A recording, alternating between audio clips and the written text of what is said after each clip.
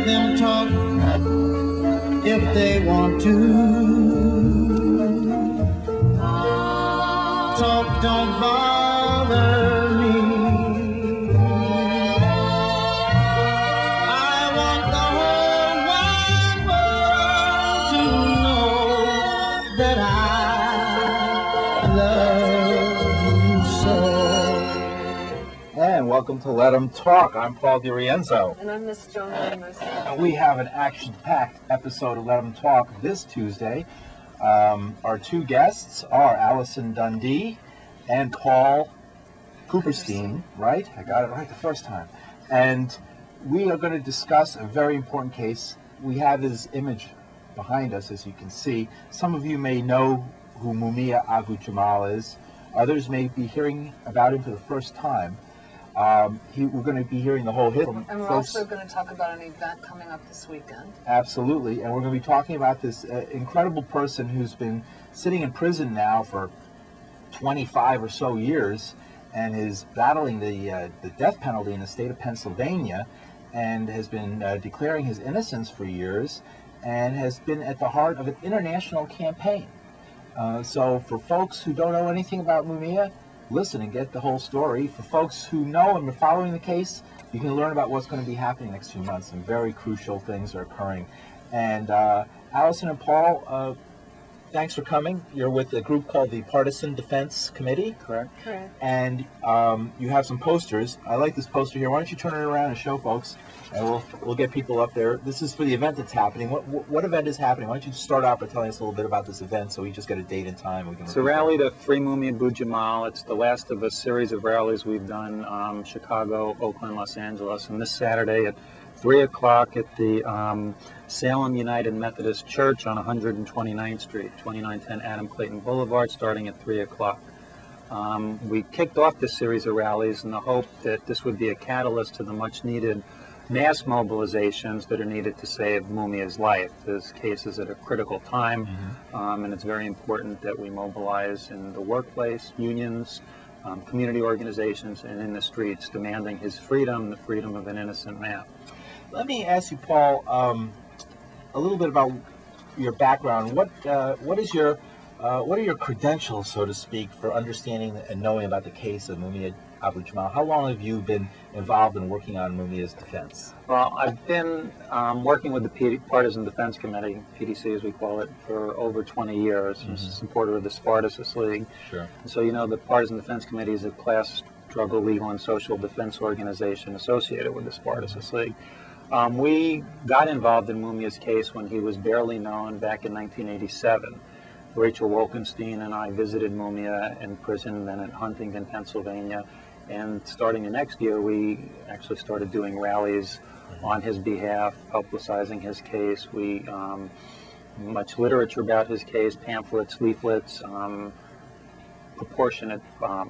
predominant part of our regular newsletter, Class Struggle Defense Notes, covers his case, as well as two pamphlets emphasizing that Mumia is an innocent man. Most recently, the pamphlet that came out this summer, The Fight to Free Mumia Abu-Jamal, Mumia is innocent. Now I have a question about the case, because he was on death row, and then I thought that his death penalty had been overturned, that he had been taken off of death row. So what is the status of his case with regard to the death penalty? In 2001, in his federal habeas corpus appeal, the district court judge, Joanie, overturned the death penalty based on faulty jury instructions, but affirmed every aspect of Mumia's conviction, which meant if that's upheld, Mumia would be consigned to a life in a prison hell, which for Mumia is a living death. The government, the state, immediately appealed, seeking to reinstitute the death penalty. Excuse me, and Mumia appealed, seeking to overturn his conviction. So he could still be subject to a death penalty? He could, and in fact, the government has shown that they are dedicated to seeing his execution through. About a year ago, Mumia's case was placed on a fast track in the federal appeals court, meaning that this is the final stage and a decision could come. Mumia's last legal briefs are due this week, and appeal could come any week now, possibly by the end of the year. Around the same time, Mumia's case was put on a fast track. You may recall that Tukey Williams was executed in California, and the governor, there was an international campaign demanding clemency for him. The governor, Schwarzenegger, turned it down, citing that in Tukey Williams' book, he acknowledged as an inspiration to him Mumia Abu-Jamal, as well as other political prisoners such as Nelson Mandela. So this came from Arnold, huh? Governor Arnold. I just want to remind people that we are here live and we're taking phone calls at 212-757-1538. So call us up if you want to ask Alison or Paul a question about Mumia Abu-Jamal. Right. Including folks in law enforcement who are listening. You know, anybody, call up. Feel free. Here's the number, and we'll take your calls, and we'll try and answer your questions as best we can. For folks who've never heard of Mumia Abu-Jamal, who is he, and how did he become? We talked a little bit about how he became famous, from folks having meetings and protests and making his name well known. But why is he an important figure, and how did he come to be in this situation? Alison, maybe you could answer. Yeah. I think that Mumia became an important figure because of his unusual capacity to speak out on behalf of the oppressed with such eloquence, and that's why he was known as the voice of the voiceless, and a journalist that was well respected, and on Philadelphia Magazine's, top people to watch in 1981 before he was set up by the feds. And by the Philly Police Department. And all you have to do is hear one of his broadcasts to understand the power of his ideas. And he's a former Black Panther Party member, and recall that the government, through its COINTEL program, wiped out many of the Black Panthers, and 38 of them, including shooting Hampton and Clark in their beds. And those that they didn't gun down, they framed up. Geronimo Pratt spent a long time in prison, Mumia Abu-Jamal. How long has he been in prison? 25 years now. December 9th is the 25th anniversary of his arrest. Now we're getting a phone call. We have courage? Go ahead. I just wanted to say that I think one of the reasons that it's so important to know about him now is that he continues to be an active participant in struggles that are taking place in this country and around the world. Speaking out against the war in Iraq, speaking in defense of the striking transit workers in New York. And I think that's also a reason why the government wants his execution, because it hasn't been enough to put him behind bars for 25 years. We're going to try and take a call and see what the public is saying or thinking about this subject. And you're on. You're on. Hello? Hello? Yeah, go ahead. You're on. Hello, I'm on right now? Yes, live. Hi, my name is John. I've been working with the Partisan Defense Committee on this campaign, and it's obviously extremely important. One thing I'd like to ask, it's pretty much well known about tremendous racism and corruption in the Philadelphia Police Department, and I've also heard about the confession of a man named Arnold Beverly. Could you talk about that and how that relates to Mumia's case and the question of his innocence? All right, that's a good question. Thank you very much, caller. Thank you. Appreciate it. Yeah, go ahead. The confession of Arnold Beverly is the name for folks who didn't know you've got one. And he is someone who made a confession to killing Officer Daniel Faulkner. To the crime that Mumia is accused of. Absolutely. In 26 years ago in Philadelphia. Right. Arnold Beverly swore an affidavit saying that he was hired to shoot and kill Daniel Faulkner because Faulkner was an informant for the federal government, and he was making trouble for corrupt cops and the mob in Central City, Philadelphia, where the shooting took place. He also said that another man was involved in the shooting with him. The evidence, Beverly's evidence and the supporting evidence, which includes a wealth of physical evidence, has been barred by both the federal and state courts. Evidence of Mumia's innocence has been barred from the courts. And it has also been ignored or disappeared by others who have rallied in some way to Mumia's defense, And the disappearance of that evidence is tied to the fact that they have subordinated the call for Mumia's freedom, Free Mumia, to calls on the courts, illusions in the court and the federal government, usually through the slogan of a new trial for Mumia. And the reason for the link between the two is the Eveleigh evidence is not just merely evidence of Mumia's innocence, but it exposes that this is a conscious racist frame-up of this courageous man for his political views and activities. Now, it's been said by some that Mumia has never publicly denied shooting Officer Faulkner. And we have to understand this. Mumia himself was shot and was wounded and was almost died, was found on the scene with a bullet wound and was brought to the hospital. And we can talk about some of the things that happened on the way to the hospital. In the hospital, is it true, though, that Mumia has never publicly declared his innocence in this crime? Mumia has always declared his innocence from the beginning, and in fact, from the trial, when he was leaving the courtroom, he screamed out, "I am innocent," and he's declared his innocence throughout. 5 years ago, Mumia also submitted an affidavit stating point blank that I did not shoot Officer Faulkner, and he describes running across the street and being shot. He has always maintained his innocence, and the evidence has always supported his innocence. Now we have another phone call. Yeah, give it a shot. Top one. You're on. Hello? Welcome to Let Them Talk. Hello? Yes, you're on. Go ahead. Okay, yes. My name is Jacob, and I've been involved in Mumia's case for a while, including, I remember going down to Philly in 1995 when there was a death warrant signed. And recently, when we've been going around talking to people, we've run into a fair number of people who remember Mumia's case back from 1995, but are kind of surprised that, well, a lot of people think that either he was executed or he was already freed. And we've written a lot about the question of demobilization since '95, and I was wondering if Paul or Ali would be able to speak to that. Demobilization, that is, of the of the movement to defend Mumia, which obviously has different currents running around inside of it, right? It seems. All right. Yes. What has there been a demobilization as a call? Do you think that the last victory of at least having the death penalty put aside has sort of taken away a lot of supporters who perhaps were involved because they're just anti-death penalty?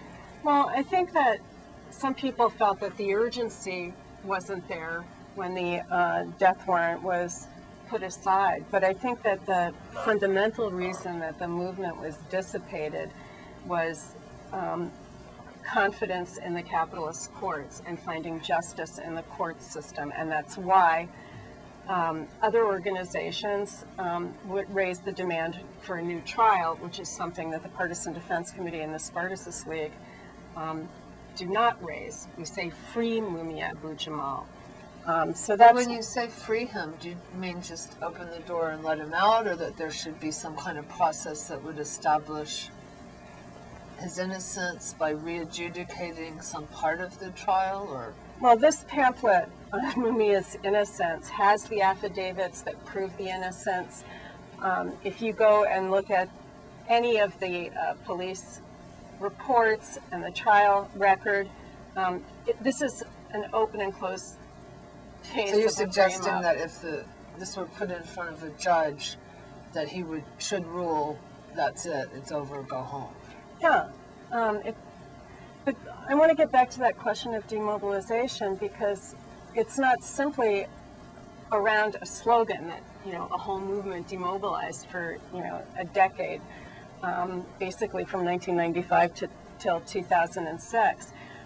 It's the whole view that somehow the Democrats will give you a better shake than the Republicans, and so people are putting their efforts right now into the midterm elections instead of what would really change this country, such as organizing for this rally that we're having on Saturday the 28th, bringing together the labor movement, leaders from the Black community, youth organizations.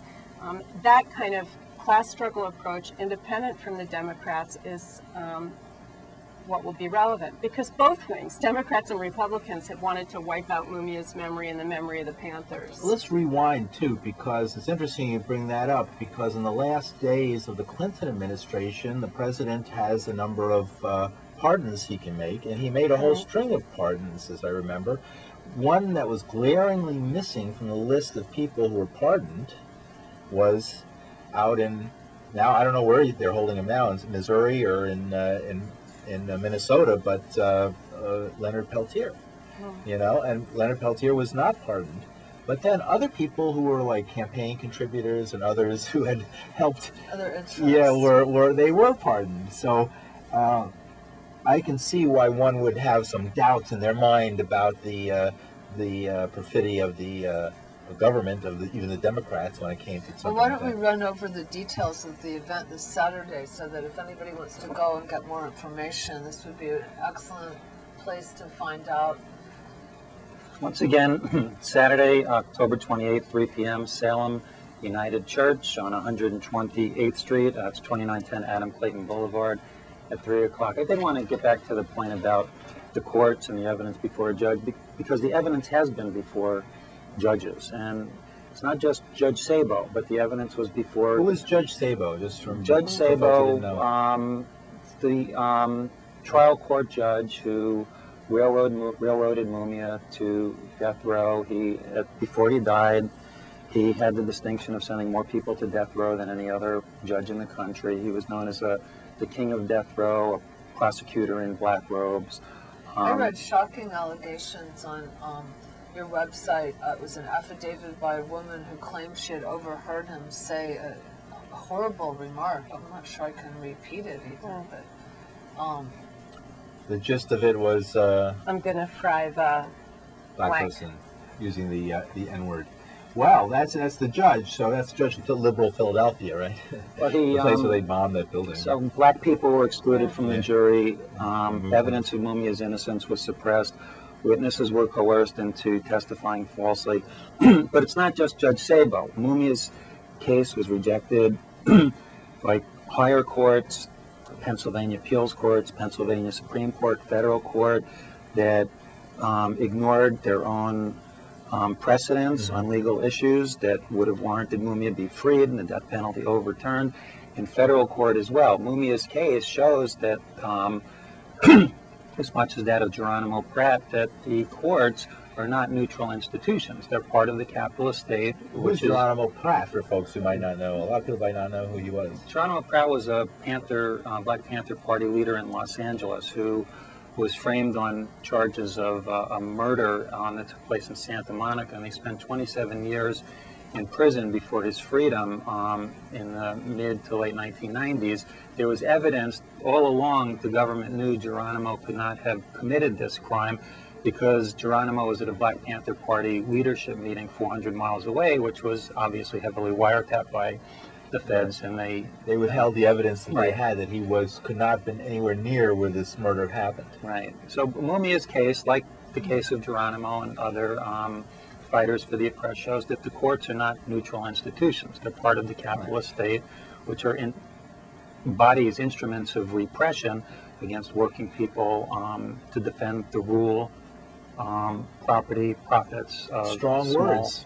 Here's our number here for folks who want to call in and might have a comment, 212-757-1538. By the way, here's our webpage where you can see archives of past shows, like our interviews with Lynn Stewart and other material that we've done on this program over the last 9 months. So you can go to letemtalk.blogspot.com as well. Well, we're looking forward to your calls. So right now, call us up. Yeah, call us right up. Okay, interesting. A lot of different questions I have. Going back a little bit more about Mumia, he was a radio journalist. He was doing things for NPR in Philadelphia, right?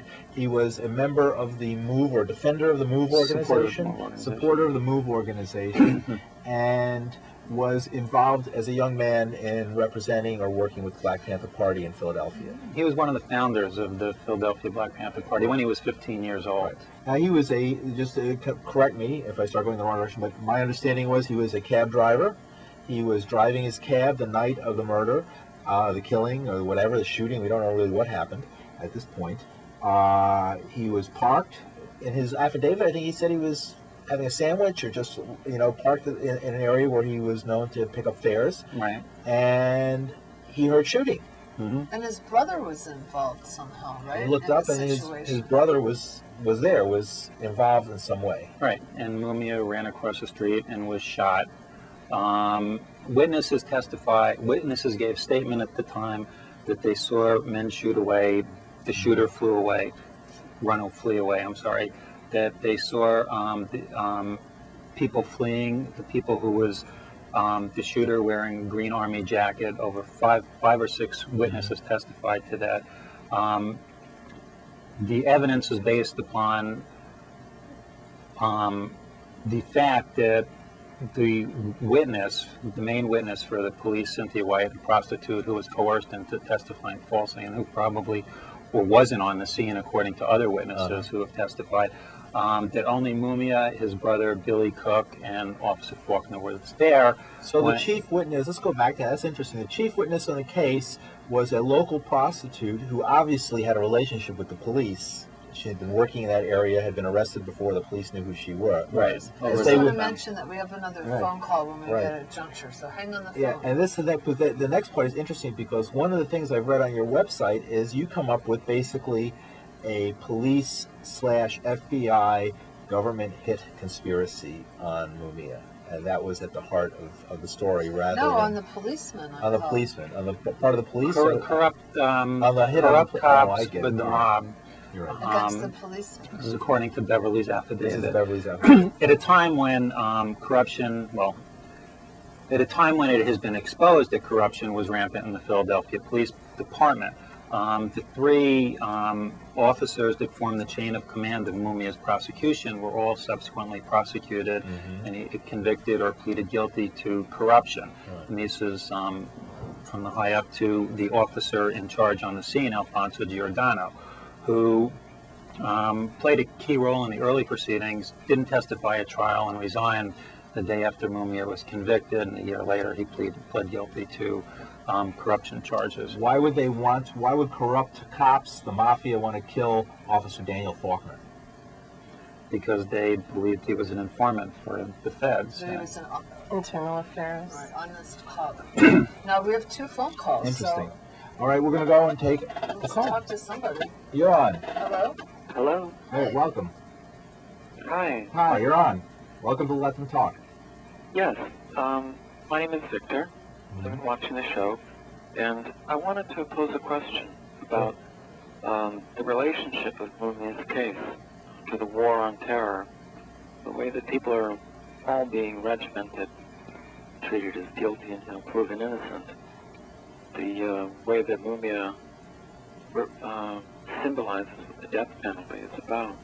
Also, I noticed that at the event coming up, that Lynn Stewart is one of the speakers, and she was targeted by the government for being an advocate.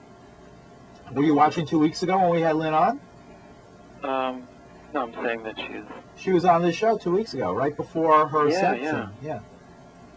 So if you want to go to the website, you can see several interviews that we've done with Lynn Stewart. But great question. Yes, thank you very much, caller. So when do you want to take that one on? The connection between the Mumia case and the war on terror? Well, I think part of the connection is the war on terror is a bogus war whose entire purpose is to inculcate fear in the population. Mumia's case is certainly part of that, trying to show anyone who would fight for black freedom in this country, who would stand up and fight for black rights in this most racist country, that this is what can happen to you. So do you see that as a connection to Lynn Stewart also? Well, yes, in the sense that Lynn Stewart, in whose defense we were quite active, both the Partisan Defense Committee and the Spartacus League, Lynn Stewart and Mumia were similar in that they were very involved in current political struggles. She wasn't simply an attorney, and Mumia wasn't simply a journalist. These were people who were involved in in the struggles that are going on in the world today. And that's why we think it's important for to link up with our comrades who are in prison and make them part of our struggles on the outside to win and secure their release. So how about another phone call? What? You're on. Yeah, hello. Thank you for accepting my call. This is Stefan Omar calling from the Big Mango here in Harlem. Hi, Stefan Omar. It's been a long time. Yes, sir. It sure has. Good And to all hear of you y'all again. look Good to hear really your voice beautiful. again. And I want to ask you a question. And I'm being very serious about this. Why is it? Well, it's a two-part question. First of all, as far as I'm concerned, Lynn Stewart is the Bill Kunstler of the 21st century.